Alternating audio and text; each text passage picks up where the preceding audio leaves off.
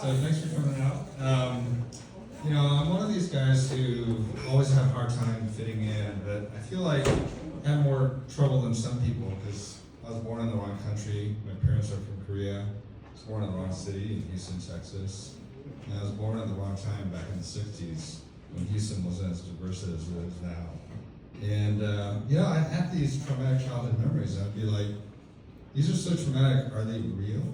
And then the other day, I had to apply for a visa, and in order to do that, I had to ask for my birth certificate from Texas. And I got confirmation of all my memories because I got my form and an email, and I opened the PDF, and there's like a box for race or color, and I was like, I wonder what those Texas doctors label me as, Did they use something maybe a little outdated, like Oriental, like on that painting there?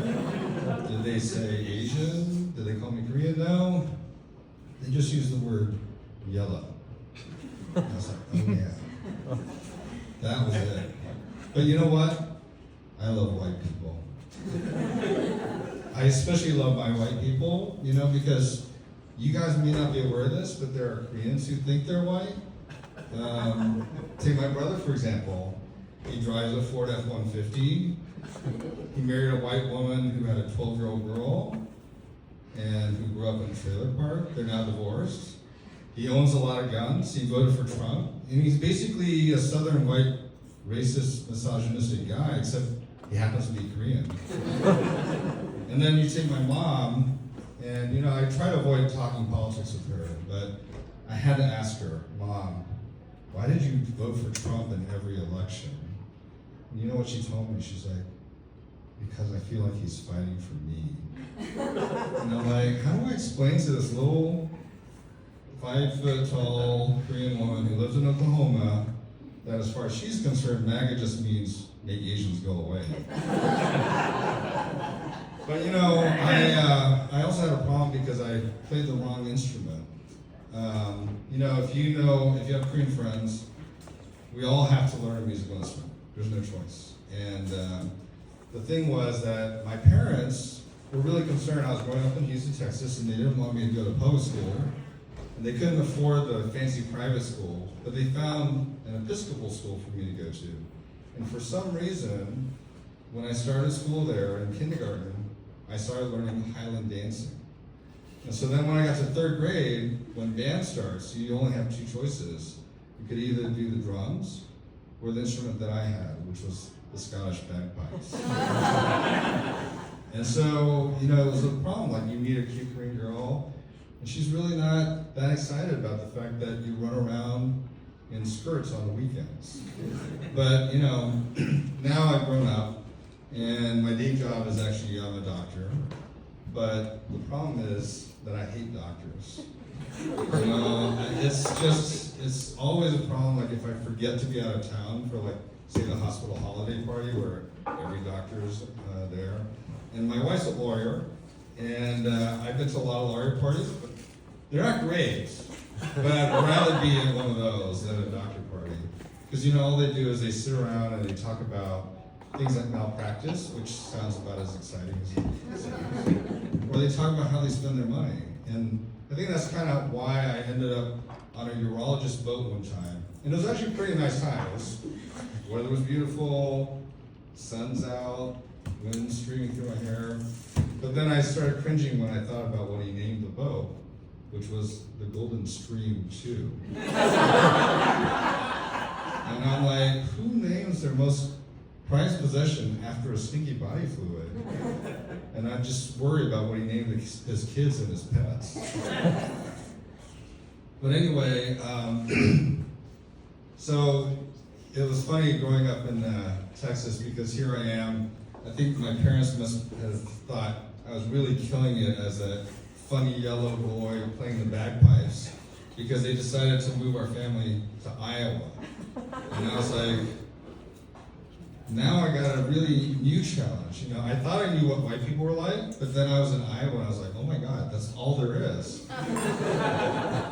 And I was like, I felt like a Native American, supposedly they have 200 words for the color blue because they have so many blues. I had to come up with new versions of white. But then, in New York, even in the Upper East Side, it's more diverse than, Iowa was. But you can get this experience, I found out recently.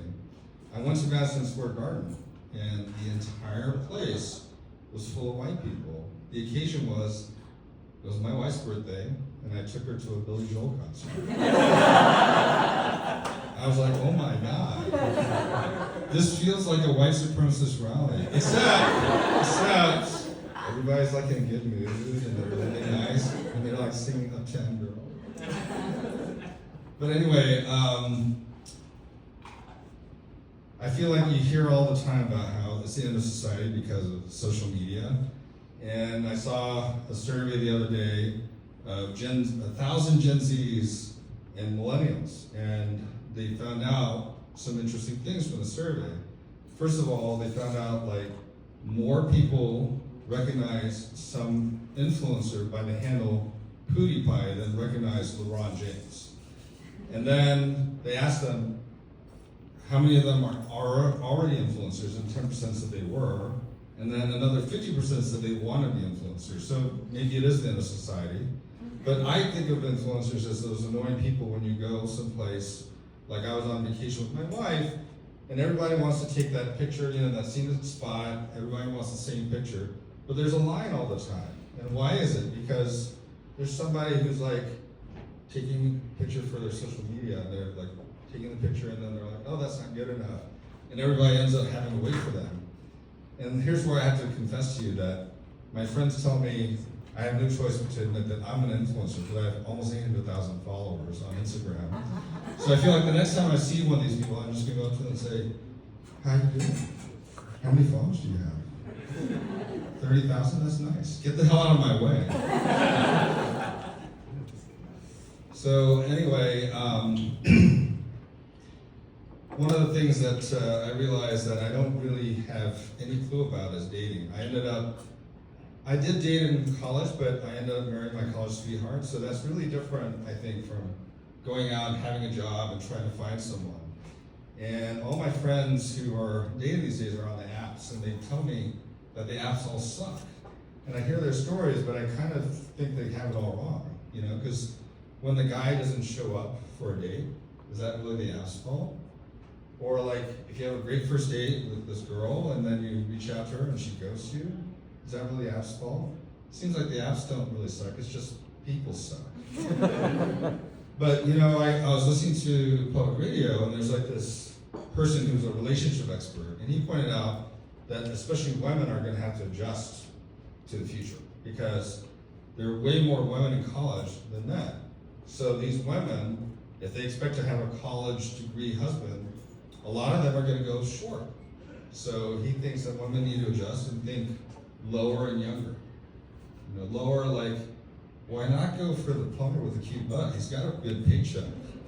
And then younger because maybe a young guy is a little bit more comfortable having a more accomplished partner.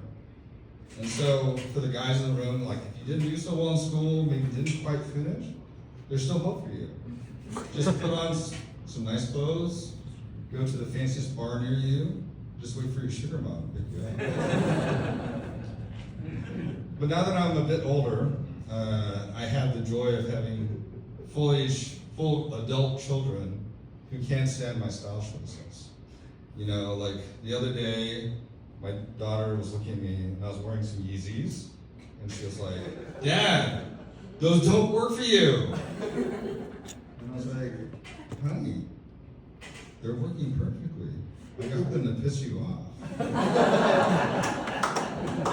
But they were like, they can't stand any of the choices I make. This necklace would be another example. Like, what the hell is that? And so the fact is I get a lot of comments from my friends, so I had to come up with something. And I would tell them things like, it's the center of my soul. And they would look at me like, I think he's full of shit. But then they would never challenge me because they were like, I don't want to be accused of being racist because I don't know about Asian religion. But then they never believe me when I actually show them what it's for.